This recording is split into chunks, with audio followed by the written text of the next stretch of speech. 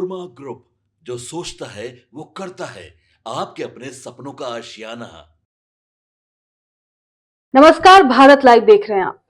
देखिए, पूर्णिया से सांसद पप्पू यादव की गिरफ्तारी अचानक हुई कार्रवाई नहीं थी, बल्कि इसकी तैयारी पटना पुलिस और अदालत की ओर से पिछले 1 साल से चल रही थी। जी हाँ, 31 साल पुराने एक मामले में लगातार में कोर्ट में पेश न होने और आदेशों की अवहेलना के बाद आखिरकार पटना सिविल कोर्ट ने उन्हें न्यायिक हिरासत में भेज ही दिया। सोमवार देर रात पप्पू यादव को पटना के बेउर जेल में लाया गया। जेल में एंट्री के बाद उनकी तबीयत खराब होने की बात कही गई, जिसके बाद उन्हें इलाज के लिए पीएमसीएच में ले जाया गया। इस पूरे घटनाक्रम ने बिहार की राजनीति में हलचल मचा दी है। अब सुनवाई के दौरान कोर्ट का पहला सवाल था पप्पू यादव से कि पप्पू यादव कहां है, उन्हें सामने लाइए। इस पर सांसद के वकील ने जवाब दिया कि उनकी तबीयत खराब है और उन्हें अस्पताल से लाया जा रहा है।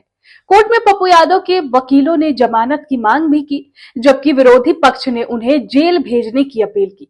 दोनों पक्षों की दलीलें सुनने के बाद अदालत ने पप्पू यादव को जुडिशियल कस्टडी में भेजने का फैसला लिया और उन्हें बेउर जेल भेज दिया गया है। देखिए, पप्पू यादव के वकील ऋषिकेश नारायण सिन्हा ने बताया कि विरोधी पक्ष उनकी रिमांड की अर्जी लगा रहा था, जबकि ऐसे पुराने मामले में आमतौर पर रिमांड की मांग नहीं की जाती। इसे लेकर कोर्ट रूम में भी काफी चर्चा रही। अब ये मामला साल 1994 और 95 के बीच की है, जब पप्पू यादव पहली बार सांसद बने थे और पटना आए थे। उस समय उनका राजनीतिक प्रभाव काफी मजबूत था। उन्होंने गर्दनीबाग थाना क्षेत्र के शास्त्री नगर स्थित पुनाईचक इलाके में अपना समर्थक के जरिए एक फ्लैट किराए पर लिया था। पप्पू यादव ने फ्लैट पर कहकर लिया था कि वो वहां अपने परिवार के साथ रहेंगे, लेकिन बाद में उसी फ्लैट को उन्होंने अपना दफ्तर बना लिया। दफ्तर में लगातार लोगों की आवाजाही से मकान मालिक मनोज बिहारी लाल को परेशानी होने लगी।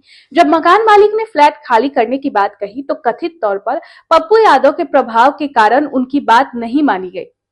अब इसके बाद समर्थकों ने भी फ्लैट खाली करने से इनकार कर दिया, जिसके बाद ये मामला कोर्ट तक पहुंच गया।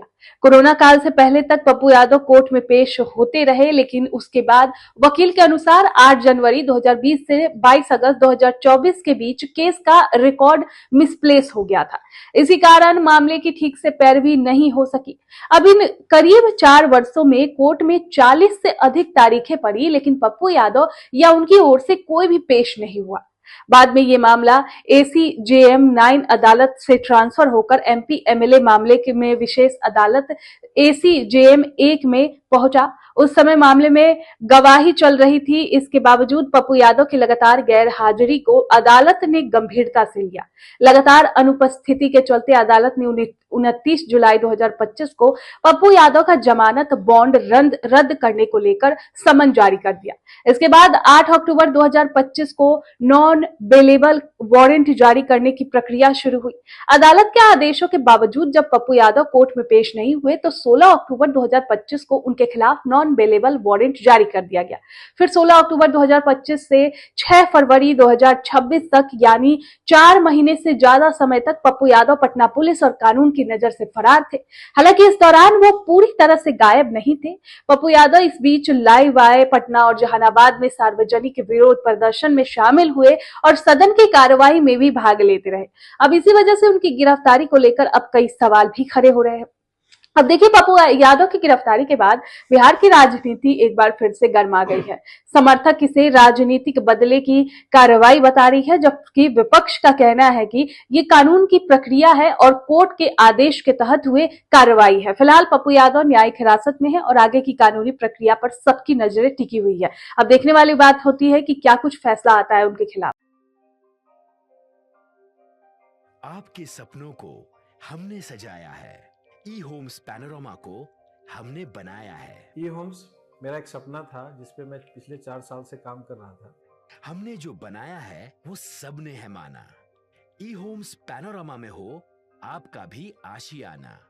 और फाइनली हमने 2021 में इस प्रोजेक्ट को लॉन्च किया। बहुत लोग अप्रिशिएट कर रहे हैं कि पूर्णिया जैसे शहर में, बिहार के, एक तो बिहार की बात करें उसमें भी पूर्णिया जैसे छोटे जगह में इस तरह का लाइफस्टाइल देना, ये सुन के हम लोगों को बहुत अच्छा लगता है।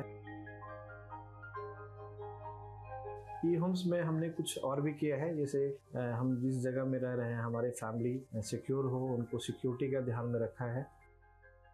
आपकी सुविधा और सुरक्षा आपके लिए खास है, ये आपका विश्वास है। इसमें आर्टिफिशियल इंटेलिजेंस का 7 लेयर सिक्योरिटी का हमने इस्तेमाल किया है। लस ग्रीन कैंपस को बनाया है, यदि हमारा बाउंड्री वाल है तो वो वर्टिकल गार्डन है। ये जितनी भी फैसिलिटी होता है एक इंटरनेशनल टाउनशिप में ई होम्स है, ये हम लोग विश्वास नहीं कर पा रहे हैं। जो भी हमारे मित्र दोस्त या जो भी हमारे बाहर के बाहर आते हैं तो हम लोगों को बहुत अच्छा सुनने को मिलता है और बहुत अच्छा क्रेडिट मिल रहा है। वो सारा हमने सिर्फ एक बिल्डिंग नहीं बनाया, हमें एक बहुत अच्छा लाइफस्टाइल दिया ई होम्स में, और मेरा एक सपना था जिसको मैं आज फुलफिल होते हुए देख रहा हूँ। ये आपका आवास है। ई होम्स पैनोरामा में अब आपका निवास है। E homes Panorama, luxurious lifestyle redefined. Panorama group, जो सोचता है वो करता है। अगर ये वीडियो पसंद आई और वह बिहार के राजनीति और बिहारियत से सरोकार रखेनी तो सब्सक्राइब बटन दबा के चैनल के सब्सक्राइब कर ली। ओजे एगो घंटी बा, ओकरा बटन दबा देला से कुल सटीक और मारक खबर रुआ मुफ्त में मिल जाई। अगर रुआ पत्रकारिता के हमनी के नया प्रयोग में सहयोग कर चाहतानी तो ज्वाइन बटन दबा दी।